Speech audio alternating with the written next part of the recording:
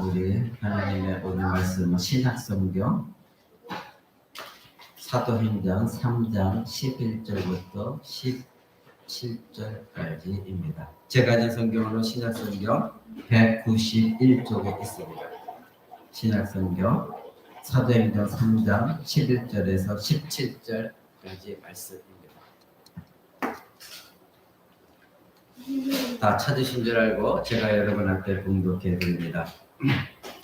나은 사람이 베드로와 요한을 붙잡으니 모든 백성이 크게 놀라며 달려나아가 솔로몬의 행각이라 칭하는 행각에 모이거늘 베드로가 이것을 보고 백성에게 말하되 이스라엘 사람들아 이 일을 왜 기이 여기느냐 우리 개인의 권능과 경건으로 이 사람을 걷게 한 것처럼 왜 우리를 주목하느냐 아브라함과 이삭과 야곱의 하나님 곧 우리 조상의 하나님이 그 종 예수를 영화롭게 하셨느니라. 너희가 저를 넘겨주고 빌라도가 놓아 주기로 결혼한 것을 너희가 그 앞에서 부인하였으니 너희가 거룩하고 의로운 자를 부인하고 도리어 살인한 사람을 놓아주기를 구하여 생명의 주를 죽였도다. 그러나 하나님이 죽은 자 가운데서 살리셨으니 우리가 이 일의 증인이로다. 그 이름을 믿음으로 그 이름이 너희 보고 아는 이 사람을 성하게 하였나니 예수로 말미암아 난 믿음이 너희 모든 사람 앞에서 이같이 완전히 낫게 하였느니라.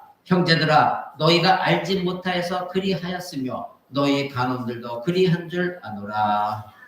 아멘. 네, 이제 우리 하나님 말씀 듣고자 합니다. 우리 계속해서 사도행전을 보고 있는데 오늘 사도행전 강의 13번째 시간으로 소제목은 베드로의 설교에서 드러난 예수 그리스도입니다. 지난주는 우리가 기적에서 드러난 예수 그리스도였고 오늘은 베드로의 설교에서 드러난 예수 그리스도입니다. 우리는 지금 계속해서 사도행전을 보고 있습니다. 여러분들이 이 자리에 이 더운 날씨 속에서도 여러 가지 몸도 불편한 가운데서도 이 예배 자리에 나왔습니다. 그것은 바로 이 예배가 중요하다는 것, 즉 하나님이 얼마나 내 삶에 중요한가 이것을 여러분들이 하나님이 가장 우선시되는 삶을 살기 때문에 여러 가지 많은 힘들고 불편하고 어려운 가운데서 이 자리에 모두가 나왔습니다. 우리 모두는 어떠한 것이 중요한 것이 내 안에 있게 되어지면 나머지 부수적인 것들은 그다지 중요하지 않게 생각하는 것이 우리들 인간입니다. 만약에 여러분이 하나님께 생명을 걸고 하나님이 가장 중요하고 그리고 예배하는 것이 얼마나 중요한가 그것을 여러분들이 그 중요성을 갖고 있다고 한다면 여러분에게 나머지 부수적인 어떠한 일이 발생하더라도 그 부수적인 일들은 여러분에게 그렇게 중요한 것이 되지 않을 것입니다. 여러분 안에 믿음이 즉 예수 그리스도를 믿는 믿음이 이것이 얼마나 중요한지 이것이 가장 중요하다고 생각하는 사람들에게는 이 세상에 어떠한 부수적인 일이 아무리 생겨도 그것은 결코 여러분에게 중요한 일이 되지 않을 겁니다. 그러나 여러분에게 중요한 것이 없다고 한다면 여러분의 삶 가운데 부수적인 일들이 중요한 그 자리를 차지하게 될 겁니다. 여러분 만약에 여러분의 가정에서 여러분들이 가장 중요한 어떤 폐물이 있다고 합시다. 금이 있다고 합시다. 그렇다면 여러분들이 그것을 가장 중요시 여기고 그것에 마음을 쏟고 있으면 나머지는 그다지 중요하게 생각하지 않습니다. 특히 여러분 어머니들은 자녀들이 굉장히 중요하죠. 근데 이 자녀들이 하나님보다도 더 중요하게 여기게 되어지면 여러분들은 그 자녀가 여러분에게 가장 중요한 것이 되기 때문에 하나님도 부수적인 것이 되어져 버립니다. 그렇게 되면 여러분에게 중요한 것은 자녀이지 하나님이 아닌 것이죠. 그러나 여러분에게 하나님이 가장 중요한 것이고 예배가 가장 중요한 것이다 이렇게 생각되어지만 나머지 것들은 부수적인 것으로서 그다지 중요하게 생각하지 않게 되어질 것입니다. 이것이 우리 인간들입니다.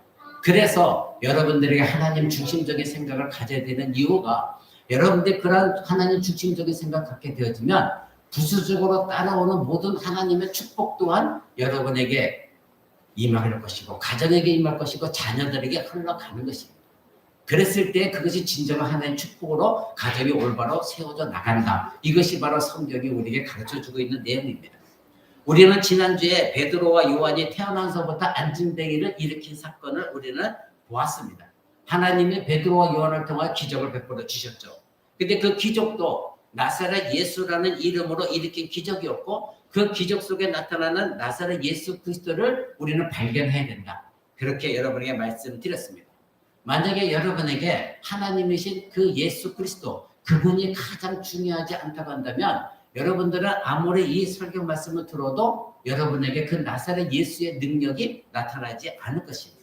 오히려 나사렛 예수라는 이름보다도 이 세상의 부수적인 것들이 여러분을 지배하게 되어지고 그것이 가장 큰 여러분들에게 충격적이고 그리고 가장 영향을 미치게 되어질 것입니다. 그러나 나사렛 예수 그리스도의 이름으로 이 안진뱅이는 일어났습니다. 그리고 오늘 이 베드로는 그 기적에 놀라서 몰려든 사람들에게 또한 설교를 시작하고 있는 것입니다. 초대교회 모든 사도들의 설교는 이와 같이 가장 중요하게 생각했던 예수 그리스도였습니다. 예수 그리스도 중심적인 그러한 설교였습니다. 오늘 본문에서도 베드로는 예수 그리스도에 대해서 설교하고 있는 것을 우리는 오늘 읽었습니다. 이것이 베드로 설교, 사도들의 설교의 주제였습니다. 2장에서도 베드로는 그리스도를 설교했었죠. 여러분 그 앞에 2장 38절을 보게 되어지면 베드로가 이런 설교를 했습니다. 베드로가 가로되 너희가 회개하여 각각 예수 그리스도의 이름으로 세례를 받고 죄사함을 얻어라. 그리하면 성령을 받으리라. 그렇죠. 예수 그리스도에 대해서 증거했습니다. 지금 3장 6절에서도 이 베드로는 지난 시간에 안진뱅이를 일으킬 때에 예수 그리스도, 나사렛 예수 그리스도의 이름을 선포했습니다. 3장 6절도 베드로가 가로되 은과 금은 내게 없거니와 내게 있는 것으로 내게 주노니 곧 나사렛 예수 그리스도의 이름으로 걸어라. 즉 나사렛 예수 그리스도의 이름이 이와 같이 이 베드로에게는 가장 중요했던 것입니다. 그러니 사도들에게는 예수 그리스도 외에는 모든 것들이 부수적인 것이 될 수밖에 없었습니다. 사도행전 5장 40절에서도 바로 예수의 이름을 말하지 말라는 이 바리새인들의 협박을 받았습니다. 그러나 사도들은 그러한 협박을 받을 때마다 오히려 더 예수 그리스도의 이름을 전파했었습니다. 언제나 그들은 예수 그리스도 외에 다른 것들을 전하지 않았던 것이죠. 왜 그랬을까요? 그들에게는 가장 중요한 것이 무엇이었습니까? 나사렛 예수 그리스도였습니다. 그리스도가 그들에게 생명이 되어졌기 때문에 그들은 이와 같이 어떤 핍박 가운데서도 예수 그리스도를 전할 수밖에 없었습니다. 고린도전서 2장 2절에서 사도 바울은 이렇게 말합니다. 내가 너희 중에서 예수 그리스도와 그가 십자가에 못 박힌 것 외에는 아무것도 알지 않기로 작정했다. 즉 사도들은 예수 그리스도와 그가 죽으신 십자가 이거 외에는 중요한 것이 없었습니다. 오직 예수 그리스도, 오직 그가 죽으신 십자가 그것만이 그들에게 생명이었고 가장 중요한 것이었습니다. 그래서 사도 바울이 이렇게 말한 겁니다. 나는 그거 외에는 아무것도 알지 않기로 작정했다. 사도 바울 선생은 얼마나 석학이었고 지식이 많았고 철학자였고 사상가였고 그리고 신학자였습니다. 율법에 정통한 사람이었습니다. 그러나 그것이 더 이상 중요하지 않다 이렇게 말한 것입니다. 이처럼 사도들은 오직 예수 그리스도께만 집중했고 그들은 모두 설교는 예수 중심적이었습니다. 지금도 설교는 오직 예수 중심적인 설교가 되어져야 합니다.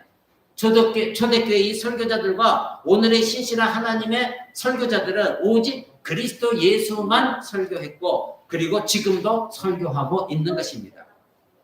비록 그들이 예수 그리스도의 영광과 그리스도에 관한 주제를 다양하게 다루고 있지만 그들이 말하는 대상은 언제나 누구였냐면 예수 그리스도였습니다. 어떤 이름이로든 어떤 설명으로든 그리스도는 모든 성경의 중심이 되어졌습니다. 예수 그리스도는 모든 신실한 사도들의 설교의 주제였고 모든 신실한 설교자들의 주제가 되어져야 되는 것. 그것이 예수 그리스도가 되셔야 됩니다. 여러분들은 올바른 신실한 설교자가 누구라고 생각하고 있습니까? 여러분 신실한 설교자는 오직 그리스도 예수를 설교하는 자가 신실한 설교자입니다. 모든 구원의 축복은 바로 예수 그리스도의 이름으로 그리고 예수 그리스도의 인격을 통하여 우리 여러분들에게 주어지기 때문에 오직 예수 그리스도 이름 바로 예수 그리스도가 삶에서든 설교에서든 신앙에서든 그것이 중심이 되어야 되는 겁니다. 성경에서 예수 그리스도의 이름으로 설교한 최초의 사람은 베드로였습니다. 사도의 이 베드로의 첫 설교는 바로 지난 시간에 읽었던 사도행전 2장에 교회가 탄생한 오순절날 베드로가 일어나서 나사렛 예수에 대해서 증거했죠. 22절, 24절 우리가 다시 한번 볼까요? 2장 22절, 24절 베드로는 이스라엘 사람아 이 말을 들으라. 너희도 아는 바에 하나님께서 나사렛 예수로 큰 권능과 기적과 표적을 너희 가운데서 베푸사 너희 앞에서 그를 증거하셨다. 그가 하나님의 정하신 뜻과 미리 아신 대로 내어준 바 되었거늘 너희가 법 없는 자들의 손을 빌어 못 박아 죽였으나 하나님께서 사망의 고통을 풀어 살리셨으니 이는 그가 사망에 매여 있을 수 없었습니다. 분명히 이와 같이 예수 그리스도에 대해서 증거하고 있습니다. 바로 이는 그리스도에 대한 첫 설교였습니다. 최초의 설교였습니다. 그리고 이 첫 번째 설교 이후로 바로 신실하고 올바르고 정확하게 이 복음을 전하는 모든 사람들은 바로 이 베드로의 전통을 따르고 있는 것입니다. 가톨릭 교회가 바로 베드로의 계승에 대해서 말하고 있습니다. 자기들은 베드로를 계승하고 있다. 그러나 베드로의 계승은 그들이 말하는 교황권이 아닙니다. 교황이 결코 아닙니다. 성경에는 교황에 대해서 전혀 말하고 있지 않습니다. 그러나 자기들은 이 베드로의 계승을 따르고 있다 말합니다. 그렇지 않습니다. 로마 가톨릭은 예수 그리스도의 이름이 아닌 자기 자신들의 이름으로 말하고 있고 여전히 비성경적인 것을 교회에서 말하고 있고 그리고 그리스도의 권위를 그들이 찬탈해서 자기 자신들이 그리스도의 권위에 앉아 있어서 황금관을 쓰고 있고 황금 지팡이를 짚고 자기들이 모든 권세를 행하고 있는 것이 로마 가톨릭입니다. 그들은 예수 그리스도의 자리에 자기 자신들이 앉아 있으면서도 자기 자신들이 베드로를 계승하고 있다 말하고 있는 거짓된 말을 하고 있습니다. 그들은 그리스도께만 속한 모든 권위를 자기 자신들이 찬탈했고 회심하지 않은 사람들입니다. 베드로의 계승은 교황권의 계승이 결코 아닙니다. 그러면 베드로의 계승은 무엇입니까? 우리 주 예수 그리스도의 이름으로 설교하고 말하고 전하는 경건하고 신실한 설교자들이 베드로를 계승하고 있는 겁니다. 교황이권이 결코 아닌 것입니다. 누구든지 그리스도를 설교하지 않는 사람은 적그리스도인 것이고 그 사람들은 불성실한 설교자들이지 그들이 바로 베드로를 계승하는 사람들이 결코 아닙니다. 베드로가 지금 교황권에서 말했습니까? 베드로가 자기의 권세에 대해서 말했습니까? 결코 그렇지 않습니다. 어마어마한 일을 일으켰지만 교황처럼 군림하려고 하지 않았습니다. 많은 사람들이 몰려왔을 때 너희가 오늘 본문 말씀인 것처럼 너희가 왜 우리를 주목하느냐? 이 일을 일으키신 분은 예수 그리스도지 왜 너희가 나를 주목하고 있느냐? 오히려 자기 자신들의 권위를 다 내려놨습니다. 그러나 오늘 로마 가톨릭의 교황은 자기의 모든 권위를 여전히 틀어지고 있고 그리스도의 자리에 앉아있는 것, 그것이 잘못된 것입니다. 사랑하는 성도 여러분, 오늘 본문 3장은 베드로의 두 번째 설교입니다. 첫 설교에서는 오순절 성령 강림으로 하나님께서 이상한 일, 즉 기적을 베푸셔서 많은 사람들이 몰려들었고 그때 베드로가 몰려든 사람들에게 예수 그리스도를 설교했습니다. 그리고 오늘 3장에서도 설교자는 동일한 베드로이고 그리고 하나님은 또다시 기적을 일으키셨습니다. 무엇입니까? 안전뱅이를 일으키셨습니다. 그때 또 수많은 사람이 모여들었습니다. 지난주 우리가 3장 1절에 10절까지는 바로 이 절름발이가 나사렛 예수의 이름으로 치유된 것을 우리에게 알려주었고 그리고 이 고침받은 사람은 이제 살아있는 증인으로서 베드로와 함께 서 있습니다. 그때 많은 군중들이 베드로와 이 고침받은 안전뱅이에게 몰려들었습니다. 여러분 그 11절 3장 11절을 보십시오. 그래서 성경이 이렇게 말합니다. 약간 좀 바람을 좀 줄일게요. 우리 아이들이 좀 추운 것 같아요. 3장 11절에 이렇게 말합니다. 나은 사람이 베드로와 요한을 붙잡으니 모든 백성이 크게 놀라며 달려나아가 솔로몬 행각이라 불리우는 행각에 모였다. 수많은 사람들이 지금 몰려들기 시작했습니다. 자, 그러면 이때를 기회 삼아서 베드로는 이 군중들에게 복음을 선포할 기회를 가진 것입니다. 사랑하는 성도 여러분, 하나님이 기뻐하시는 설교는 그리스도에게 초점을 맞추는 것입니다. 예수 그리스도께 초점을 맞추는 것이고 피할 수 없는 진리를 제시하는 것, 이것이 하나님이 기뻐하시는 설교입니다. 감상적으로 사람들을 몰아가는 것이 설교가 되어서는 안 됩니다. 모든 종류의 흥미로운 사파를 그들에게 나열해주고 책을 소개하는 것, 그것이 설교가 아닙니다. 설교라고 하는 것은 피할 수 없는 진리, 하나님 말씀에 도달하는 것이 설교입니다. 즉 설교는 사람의 지성에 호소하는 것이기 때문에 듣는 사람들이 받아들이거나 거부하는 것 외에는 다른 탈출구가 없습니다. 이것이 진리이고 이것이 설교가 되어져야 됩니다. 지금 이 자리에 앉아있는 여러분도 제가 전하는 이 말씀을 받아들이는 사람도 있을 것이고 이 말씀을 거부하는 사람도 있을 것입니다. 둘 중에 하나입니다. 다른 탈출구가 없습니다. 그것이 진리입니다. 설교는 사람의 감정을 기분 좋게 만드는, 그 사람들에게 용기를 북돋아주는 것이 설교가 결코 아닙니다. 종교적인 체험을 제공하는 것도 또한 아닙니다. 설교라고 하는 것은 법정에서 일어나는 것과 같은 것입니다. 하나님의 법정에서 일어나는 그러한 설교가 진정한 설교입니다. 여러분, 법정이 무엇입니까? 바로 법정에서 검사와 변호사는 그들이 주장하는 말을 가감없이 전하고 있습니다. 생명 걸고 전하고 있습니다. 바로 이와 같이 설교라는 것은 법정에서 진실에 근거하여서 최선의 주장을 하는 변호사나 검사와 같은 것이 설교자가 되어져야 됩니다. 오늘 이 베드로가 그 일을 하고 있는 것입니다. 그리고 사도들도 그 일을 행하고 있고 설교자들도 마찬가지로 법정에서 변호사나 검사처럼 오직 진리만을 가지고 외쳐야 되는 것입니다. 바로 사도들의 설교는 항상 예수 그리스도가 하나님의 아들이시다, 그리고 우리를 구원하신 메시아다, 이것을 설교했습니다. 그들은 항상 그것을 증명하려고 노력했습니다.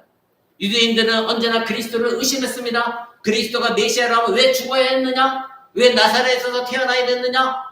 이해할 수 없는 이 유대인들을 향해서 구약에서 하나님이 약속하신 메시아가 바로 예수 그리스도다, 그가 고난당하고 죽고 다시 살아야 된다고 구약에 분명히 하나님이 예언하셨다, 그 메시아가 예수 그리스도다, 이것을 증명해 주어야만 했던 것입니다.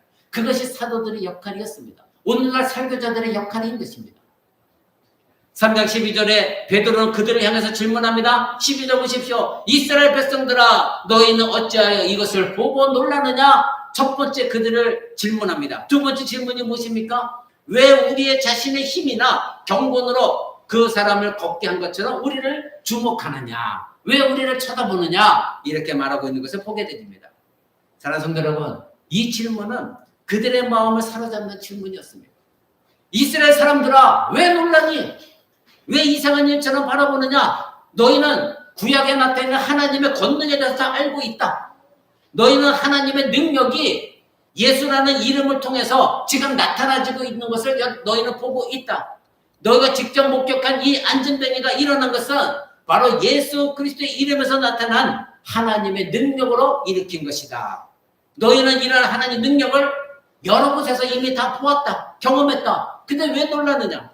이런 일은 하나님만이 하실 수 있다는 것을 너희는 이미 알고 있다. 니고데모가 예수님에 다가와서 말씀하십니다. 예수님이 많은 기적을 일으켰더니 이 니고데모라는 사람이 와서 하나님이 당신과 함께 계시지 않으면 아무도 당신이 하는 일을 할 수가 없습니다, 이렇게 고백했습니다. 그렇습니다. 하나님이 만약에 사도들과 함께 하지 않는다면, 하나님께서 나사렛 예수의 이름이 권능이 없다고 한다면 그런 일은 일어날 수가 없는 것입니다. 오직 나사렛 예수의 이름에 하나님의 권능이 있기 때문에 사도들이 나사렛 예수 이름으로 그 안진뱅이를 손을 잡아 일으켰을 때 그 안진뱅이가 병 치유를 받았던 것입니다. 그렇습니다. 여러분, 기적은 사람에 의해서 일어나는 것이 결코 아닙니다. 기적은 사람에 의해서 일어나는 것이 아닙니다. 왜 이들은 그런데 놀랐을까요?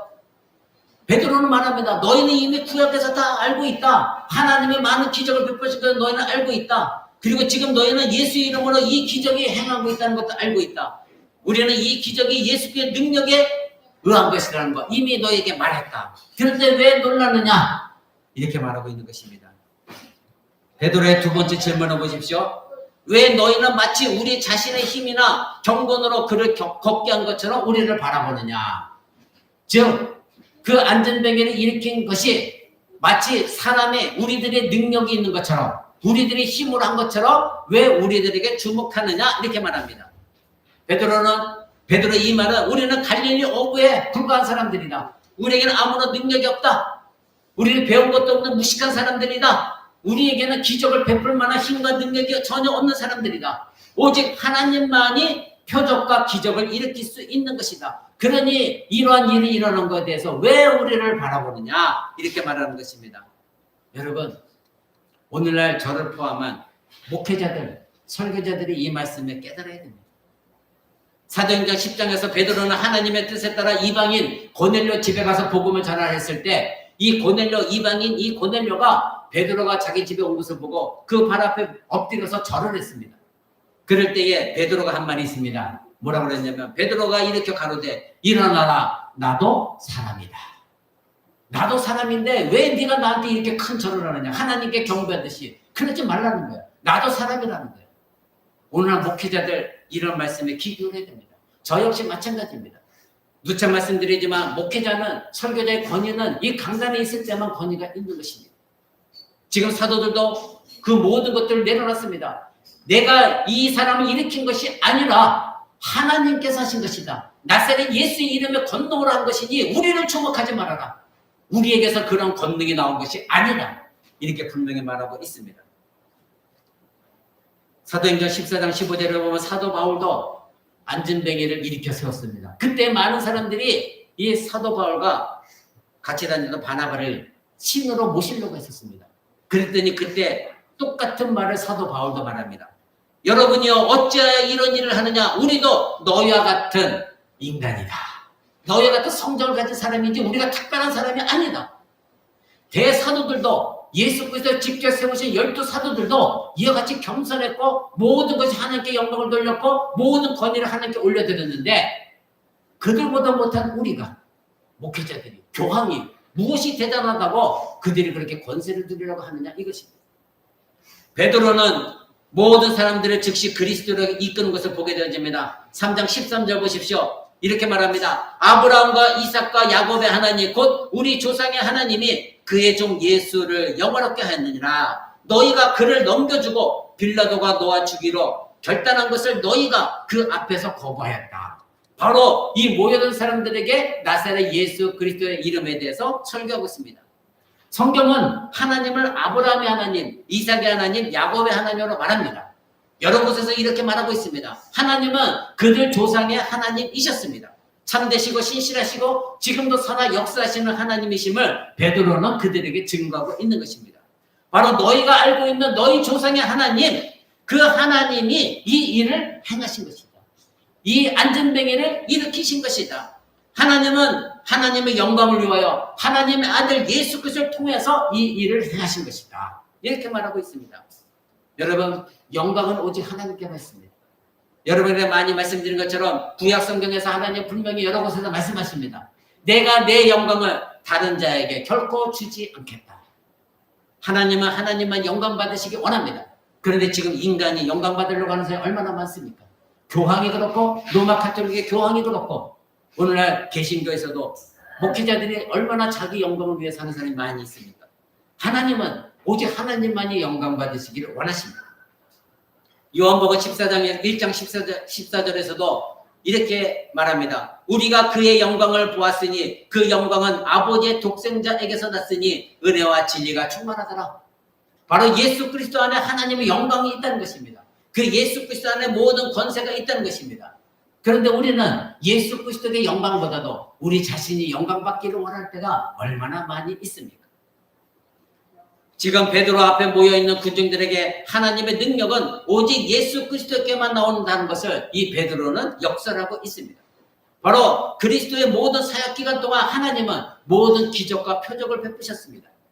모든 창조의 능력을 주셨고 사단을 이기는 능력, 죄를 이기는 능력, 죽음을 이기는 능력, 그래서 예수 그리스도를 다시 살리셨고 예수 그리스도를 영화롭게 하셨습니다. 지금 베드로는 안전뱅이를 일으킨 이 기적에서 시작해서 바로 하나님이 그리스도께 영광을 부어주고 있다는 것을 설교로 이어가고 있는 것입니다.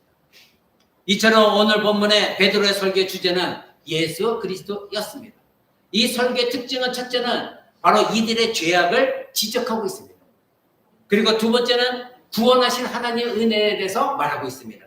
베드로는 지금 법정에 서서 검사처럼 이 이스라엘 백성들을 하나님 앞에 고발하고 있는 것입니다. 너희가 하나님의 아들 메시아 예수 그리스도를 십자가에 죽였다.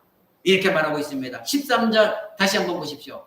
아브라함과 이삭과 야곱의 하나님 곧 우리 조상의 하나님이 그의 종 예수 그리스도를 영화롭게 하셨다. 너희가 즉 지금 너희 내 말을 듣고 있는 너희가 그를 예수 그리스도를 넘겨주고 빌라도가 놓아주기로 결단한 것을 너희가 그 앞에서 거부하였다.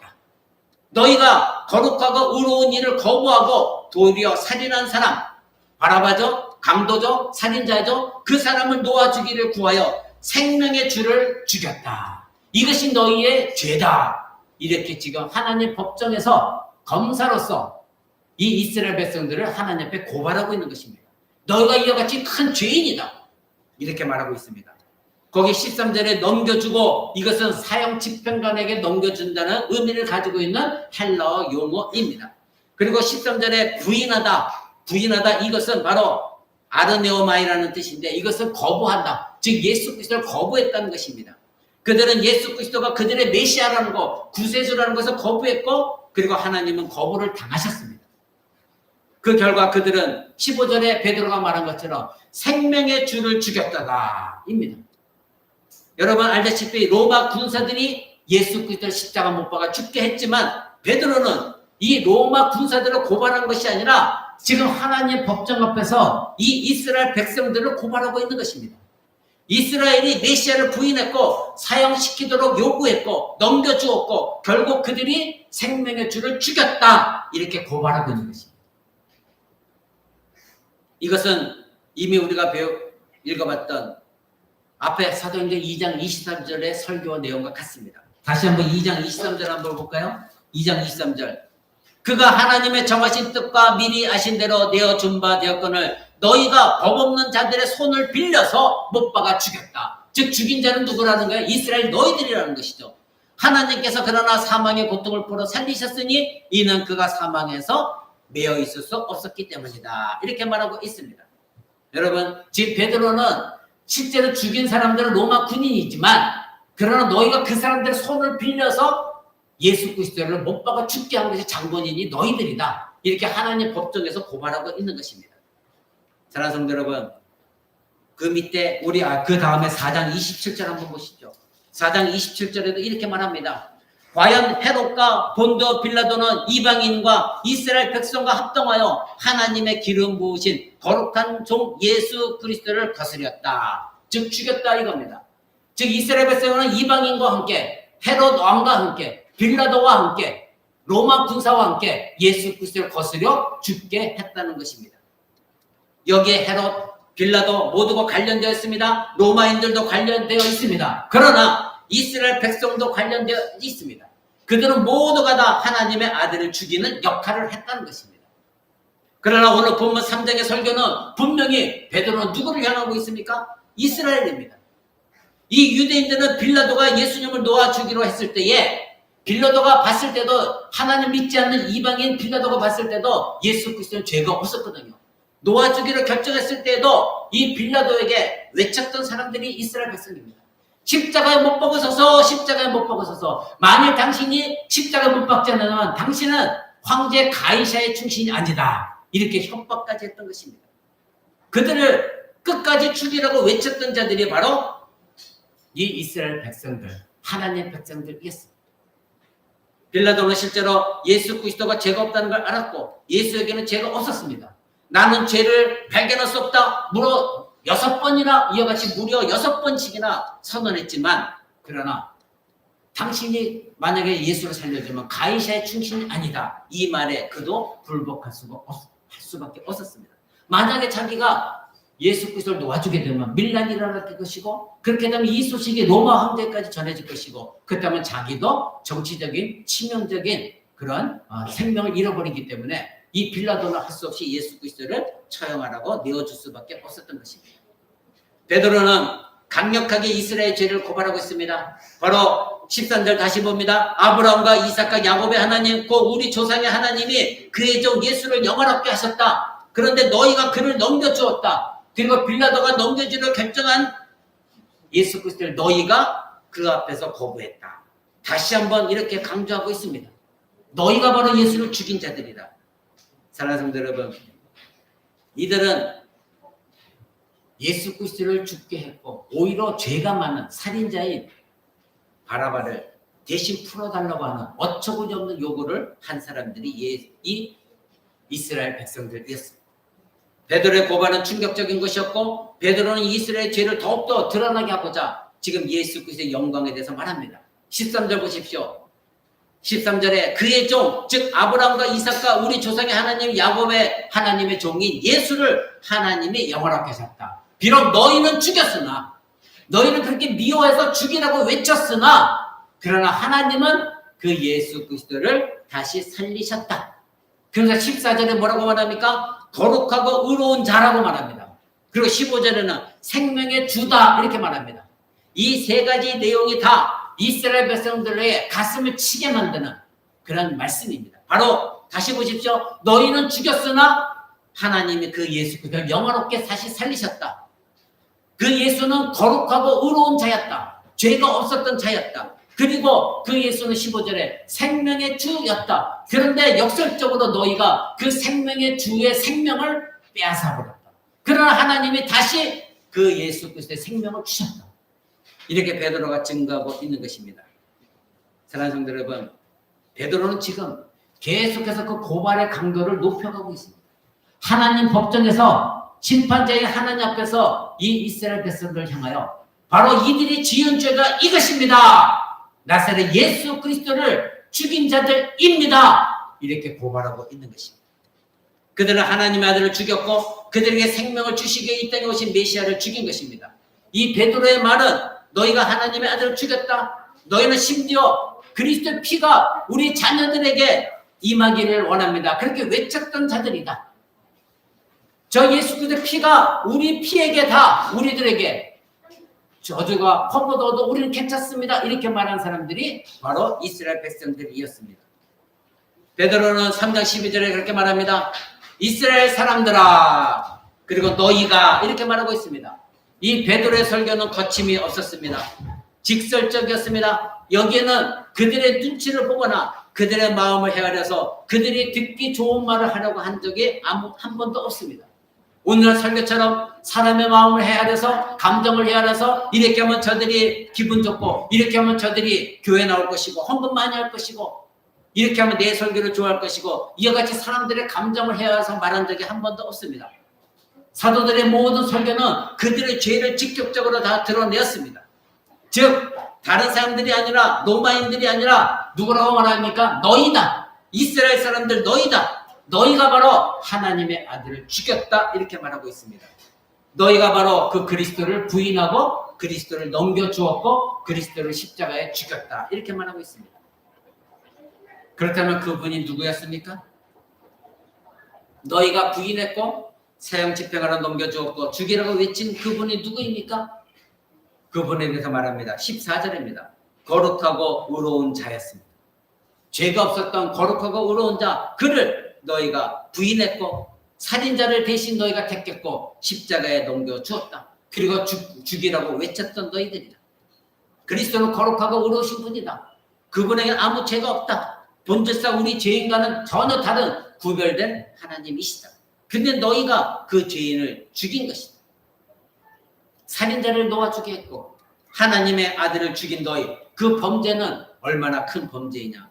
베드로는 지금 이스라엘을 망각하고 있는 이 큰 죄를 범한 죄를 낱낱이 다 드러내면서 하나님 앞에 고발하고 있습니다.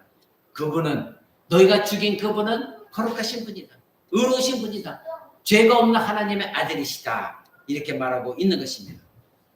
베드로의 고발은 15절에서 좀 더 다른 차원으로 올라갑니다. 거룩한 자여 의인일 뿐만 아니라 그분은 바로 생명의 주였다는 것입니다. 베드로는 말합니다. 너희가 생명의 주를 죽였다. 매우 역설적입니다. 거룩하고 의로운 자뿐만 아니라 그분은 너에게 생명을 주는 생명의 주이시다. 생명의 주인이시다. 그런데 그 생명의 주를 너희가 죽였다. 그 생명을 빼앗아간 자 그리고 살인자인 바나바를 오히려 놓아주었다. 이렇게 말하고 있습니다. 예수님은 말씀하셨습니다. 나는 부활이야 생명이다. 그들은 생명의 근원이신 이 예수님을 죽인 것입니다. 오히려 생명을 빼앗아간 살인자인 바나바를 놓아주라고 은혜를 베풀어 달라고 오히려 외쳤던 것이 이스라엘 백성이었습니다. 예수님은 요한복음 1장 1절 4절에서 생명으로 이 땅에 오셨다 말하고 있습니다. 여러분 그것을 믿고 있습니까? 요한복음 1장 한번 볼까요? 요한복음 1장 제가 된 성경으로는 141쪽입니다. 요한복음 1장 1절에서 4절입니다. 이렇게 말하고 있습니다.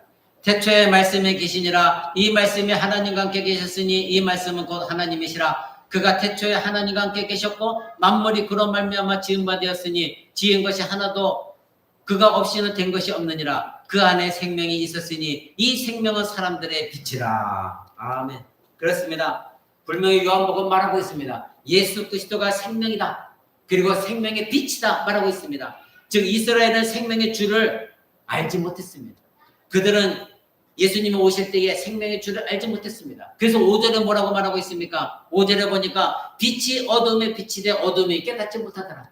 예수님이 빛으로 오셨을 때 이스라엘 백성은 어둠에 갇혀 있었습니다. 그래서 예수 그리스도 생명의 주를 알지 못했던 것입니다. 그래서 그들은 범죄했던 것입니다. 그래서 15절에 사도행전 15절에 베드로는 말합니다. 너희가 생명의 주를 죽였도다. 그러나 하나님이 그를 다시 살리셨고 우리가 이 일의 증인이다. 이렇게 말하고 있습니다. 사랑하는 성도 여러분, 사도 베드로는 지금 왜 그리스도의 부활을 언급하고 있을까요? 사도들은 그리스도의 부활의 증인이십니다. 예수님은 사도들에게 명령하셨습니다. 내 증인이 되라. 이 하나님 말씀에 따라서 이 사도들은 예수 그리스도의 죽음과 부활을 증언했던 것입니다. 그래서 예수 그리스도는 죽은 것으로 끝난 것이 아니라 다시 살아나셔서 지금 이 안진뱅이를 고치시는 하나님이시다. 그런 능력을 가지신 분이시다. 이것을 지금 베드로는 선포하고 있는 것입니다. 결국 베드로는 너희가 하나님의 아들을 죽이는 큰 범죄를 저질렀지나 예수 그리스도는 죽은 상태 속에서 계속 있을 수가 없으셨다. 바로 그는 죄인이 아니기 때문에 그는 하나님의 아들이시기요 하나님이시기 때문에 그는 다시 살아날 수밖에 없었다. 이것을 지금 강조하고 있는 것입니다. 사도행전 3장 16절 보십시오. 다시 우리가 사도행전 돌아가서 3장 16절 이렇게 말합니다. 그 이름을 믿음으로 그 이름이 너희 보고 아는 이 사람을 고치게 하였나니 예수로 말미암아 난 믿음이 너희 모든 사람 앞에서 이같이 완전히 낫게 하였다. 이렇게 말하고 있습니다. 너희는 예수를 부인했고 죽였지만 예수는 다시 살아나셨다. 지금도 살아계시다. 바로 그분 예수 그리스도가 이 사람을 고친 것이다. 이렇게 말하고 있습니다. 그의 이름에 능력이 있다. 그런데 그 이름을 너희는 그토록 미워했고 경멸했고 천하게 여겼고 버렸고 발로 쳐버렸다. 나사렛 예수라고 천하게 여겼다. 그것이 바로 예수 그리스도의 이름이었다. 그런데 그 이름이 지금 이 안진뱅에게 생명을 준 예수 그리스도 바로 그분이시다. 이 안진뱅을 고치신 그분이다. 여러분 이 말을 듣고 있는 이 이스라엘은 더 이상 도망갈 수가 없었습니다. 하나님의 법정 앞에서 이 사도 베드로는 그들이 돌을 던질 수도 있었지만 과감하게 그들의 죄악에 대해서 낱낱이 다 고발하고 있습니다. 이 말을 듣고 있는 이스라엘은 하나님의 법정이기 때문에 피할 수가 없었습니다. 도망갈 길이 없었습니다. 그들은 하나님의 법정에서 자신들을 향해 선포되어야 되는 이 베드로의 고발을 듣고 있어야만 했었습니다. 베드로는 지금 이스라엘이 그리스도 예수의 행한 일들을 하나하나 다 정리하여서 그들이 얼마나 끔찍한 죄를 범했는가 이것을 지금 고발하고 있는 것입니다. 오늘날 설교자와는 달랐습니다. 사도행전 3장 16절은 절정에 이릅니다. 16절 보십시오. 그 이름을 믿음으로 그 이름이 너희를 보고 아는 이 사람을 성하게 하였나니 예수로 말미암아 난 믿음이 너희 모든 사람 앞에서 이같이 완전히 낫게 하였느니라. 너희는 그 이름을 버렸고 증오했으나 이 안진뱅이는 그 이름을 믿음으로 그 이름이 너희가 경멸했고 무시했고 발로 차버렸던 그 이름이 너희가 보는 이 사람 안진뱅이 이 사람 태어날 때부터 안진뱅이로 살았고 성전 미문에서 구걸하고 있던 이 사람 너희가 너무나도 잘 알고 있는 이 사람이 지금 일어나서 걷고 있다. 바로 예수 그리스도의 이름이 능력이 너희가 죽인 그 예수 그리스도의 이름이 그 하나님의 아들 예수가 이 일을 행하신 것이다. 이렇게 고발하고 있습니다. 그러니 유대인들 똑똑하다고 하는 너희들 교만하다고 하는 너희들 세상적으로 보여지고 감각적인 것만 외형적인 것만 따지는 너희들 그래서 목수의 아들이라 비아냥거렸던 나사렛이라는 총구석에서 교육도 받지 못한 사람이라고 경멸했던 바로 그 예수 그리스도의 이름을 너희는 믿지 않았으나 그러나 너희보다 더 불쌍한 이 사람 빌어먹을 수밖에 없었던 이 사람은 너희와 다르게 예수 그리스도의 이름을 믿었다. 그래서 지금 그가 안진뱅이에서 일어난 것이다. 이처럼 베드로는 적나라하게 이스라엘의 죄악을 고발하고 있습니다. 구원은 자신의 죄가 얼마나 끔찍한 것인가 자기가 하나님 앞에서 얼마나 비참한 존재인가를 알고 인식하는 사람들에게 주어지는 것이지. 아무리 예배당에 오래 나와 앉아 있어도요. 30년 전에 50년 전에 세례를 받았다 할지라도 자기가 오늘 이 시간 하나님 앞에서 얼마나 끔찍한 죄인인가를 인식하지 못하고 하면 그 사람은 구원받은 사람이 아닙니다. 이 유대인들처럼 이스라엘 백성처럼 교만해서 오히려 예수 그리스도의 이름을 욕되게 하는 것이고 지금도 십자가에서 계속해서 예수 그리스도 못 박는 사람에 불과한 것입니다. 오늘 설교 서두에 여러분에게 말씀드렸습니다. 여러분들이 가장 중요한 것이 무엇입니까? 예수 그리스도입니까? 하나님입니까? 그렇다면 나머지 것들은 부수적인 것이기 때문에 그것이 그렇게 중요하지 않습니다. 그러나 여러분에게 예수 그리스도가 중요하지 않다고 한다면 나머지 부수적인 것들이 너무나 중요하기 때문에 여러분들 그것에 매여 살 수밖에 없습니다. 여러분에게 중요한 것은 누구입니까? 여러분 자신입니까? 자식입니까? 아니면 물질입니까? 권세입니까? 명예입니까? 자존심입니까? 아니면 예수 그리스도입니까? 사랑하는 성도 여러분, 이 이스라엘 백성들은 너무나 교만했기 때문에 그들은 너무나도 자기 자신이 뛰어나다고 생각했기 때문에 가장 중요한 것은 외식적인 것이었기 때문에 바리새인이라는 자기들이 율법을 지키고 있다는 이것 때문에 그들은 예수 그리스도를 믿지 않았습니다. 사랑하는 성도 여러분, 여전히 자기 자신의 죄된 본성에 기대어 산다고 한다면 그 사람에게는 끔찍한 죄의 결과밖에 없는 것입니다. 그러나 이제 이 설교를 하는 사도 베드로는 그들에게 듣고 있는 그들에게 하나님의 용서와 은혜에 대해서 말합니다. 17절 보십시오. 17절. 형제들아 너희가 알지 못하여서 그리하였으며 너희 관원들도 그리한 줄 내가 아노라. 여러분, 이런 고발장을 받은 이스라엘에게 하나님의 희미한 희망의 빛을 이들에게 보여주고 있습니다. 너희가 형제들아, 이제는 이스라엘아 너희가 이렇게 말했지만 형제들아 먼저 말합니다. 너희는 나와 같은 민족이다.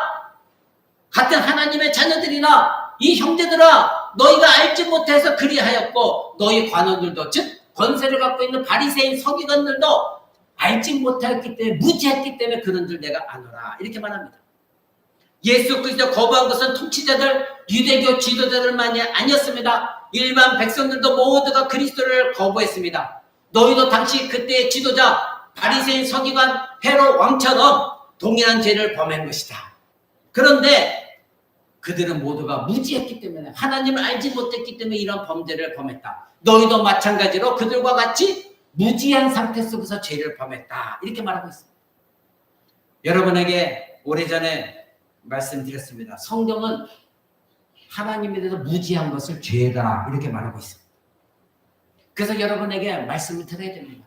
성경 공부해야 됩니다. 알아야 됩니다. 그래야 죄를 범하지 않습니다. 여러분에게 말씀드렸습니다. 성경은 하나님을 알지 못하는 것이 죄다 분명히 말하고 있습니다. 무지는 무엇입니까? 이 세상에 지식이 없는 것이 무지입니까? 그것이 아니라 성경이 말하고 있는 무지는 하나님을 모르는 것입니다. 세상적인 학문과 명성이 있고 높은 교육을 받았다 할지라도 그 사람이 하나님을 믿고 있지 않고 하나님을 모른다고 한다면 성경이 말하는 무지한 사람입니다. 무지는 죄악입니다. 하나님과 예수 그리스도를 모르는 것 이것이 무지입니다. 고린도전서 2장 6절 한번 보시기 바랍니다. 그 뒤에 고린도전서 2장 6절을 한번 봅니다. 제가 가진 성경은 신약성경 265쪽에 있습니다. 고린도전서 2장 6절부터 8절까지 제가 읽어드립니다. 그러나 우리가 온전한 자들 중에서 지혜를 말하느니 이는 세상의 지혜가 아니요 또 이 세상에서 없어질 통치자들의 지혜도 아니요 오직 은밀한 가운데 있는 하나님의 지혜를 말하는 것으로서 곧 감췄던 것인데 하나님이 우리의 영광을 위하여 만세전에 미리 정하신 것이라. 이 지혜는 이 세대의 통치자들이 한 사람도 알지 못하였나니 만일 알았더라면 영광의 주를 십자가에 못 박지 아니하였으리라. 아멘.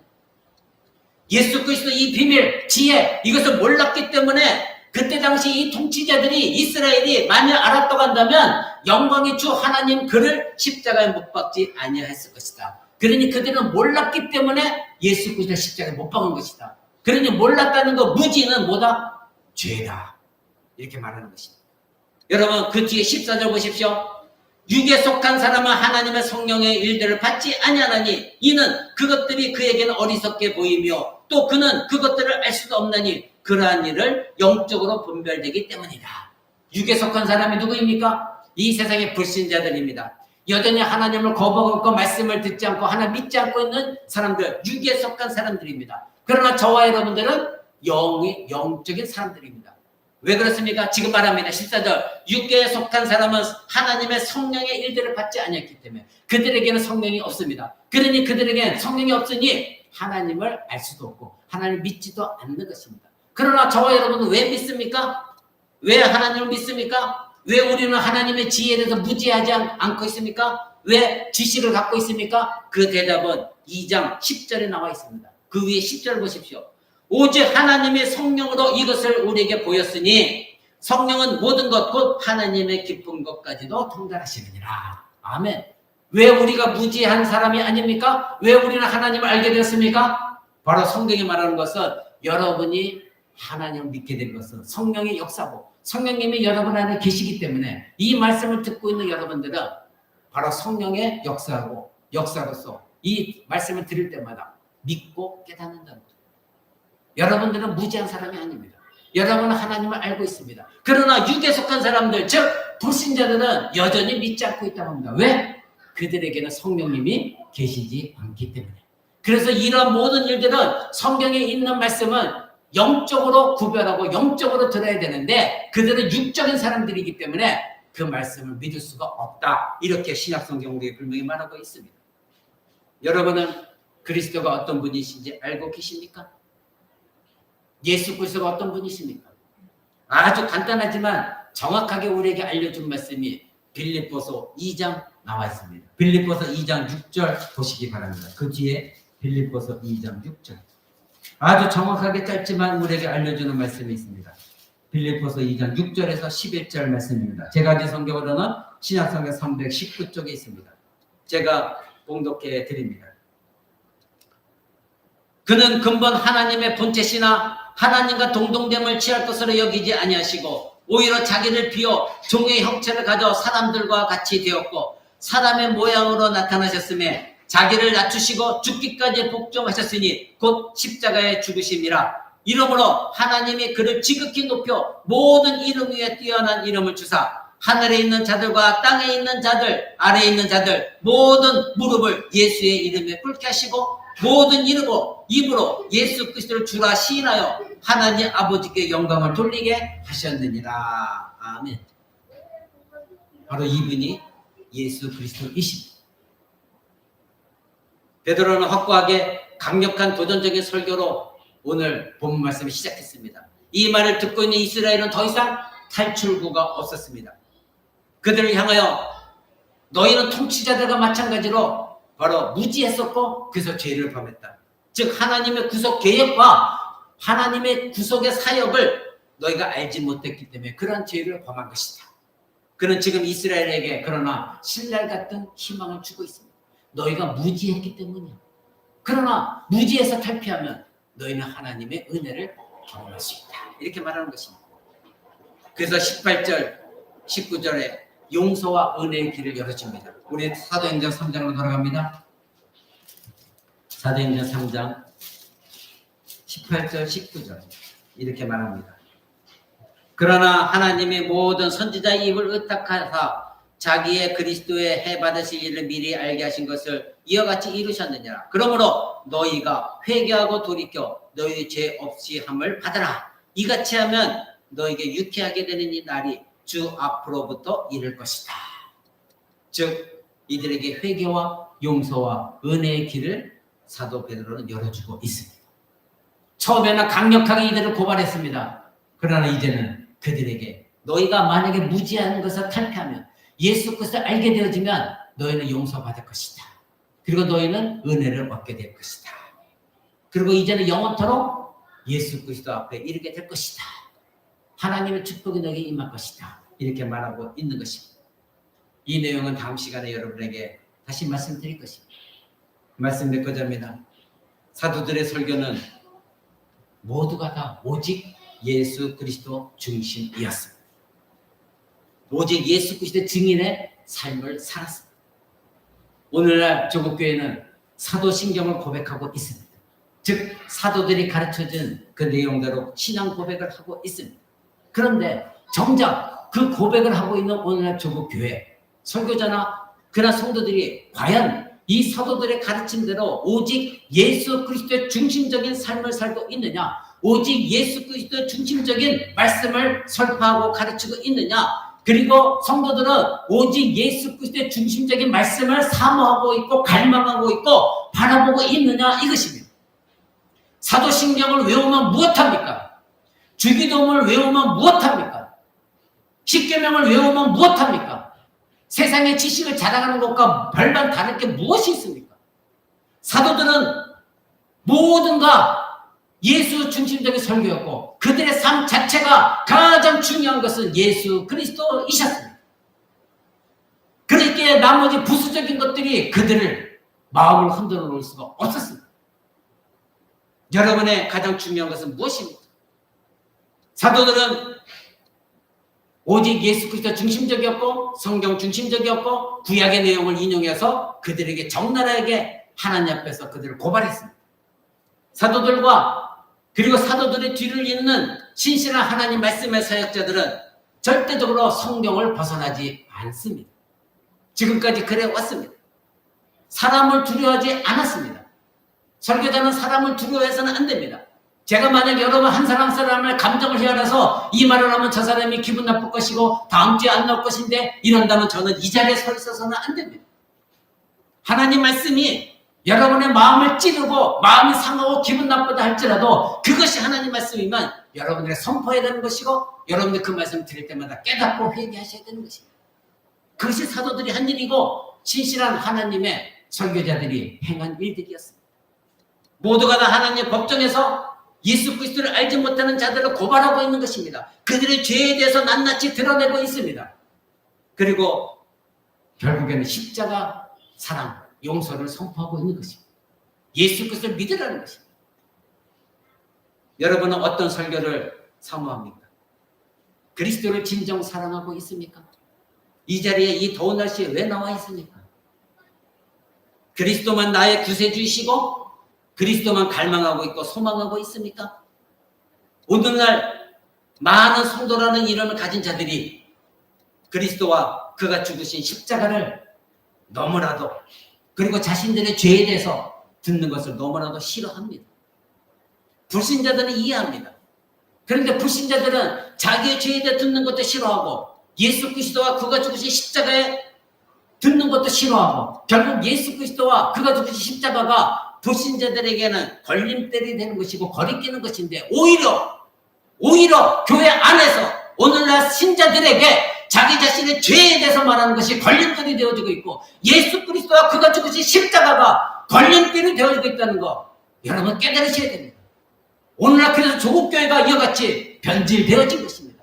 말씀이 사라져버렸고 생명력을 잃어버린 것이 죄에 대해서 말하지 않냐고 예수 그리스도와 십자가에 대해서 말하지 않냐고 그래서 오히려 사람들의 감정을 다스려 주다 보니 그들의 감정을 부추기다 보니 성도들은 그런 말에 익숙해져 있고 더 이상 불신자들처럼 예수 그리스도를 사랑하지 않냐고 오히려 예수 그리스도와 그가 죽으신 십자가가 그들에게 거리끼는 것입니다.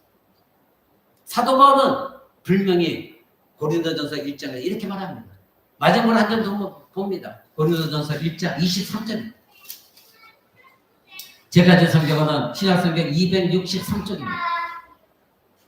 263쪽 고린도전서 1장 23절 우리는 십자가에 못 박힌 그리스도를 전하니 유대인들에게는 거리끼는 것이요 이방인에게는 미련한 것이다.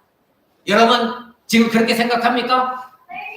성경이 말하고 있는 사도들이 말하고 있는 제가 전하고 있는 십자가에 못 박힌 예수 그리스도를 지금 전하고 있는데 여러분에게는 그 예수 그리스도와 십자가가 거리끼는 걸림돌이 되고 있습니까? 이방인들처럼 그 예수 그리스도가 십자가 지혜가 복음이 여러분의 미련하게 들리고 있습니까? 어떤 것입니까? 오히려 오늘날 성도라는 이름을 가진 자들에게도 이 죄와 그리스도와 그가 죽으신 이 십자가가 너무나도 그들에게 걸림돌이 되고 있습니다. 여러분은 어떻습니까? 여러분들은 그러한 예수 그리스도 중심적인 사도들이 설파한 이 설교를 여러분 어떻게 생각하십니까? 여러분 그런 설교를 사모하십니까? 아니면 그런 설교를 싫어합니까? 여러분들은 예수 그리스도와 그가 죽으신 십자가가 걸림돌입니까? 아니면 오직 예수 그리스도와 그가 죽은 십자가가 나의 생명입니다. 나의 구원입니다. 나는 그것을 사랑합니다. 그런 신자들입니다. 기도하겠습니다.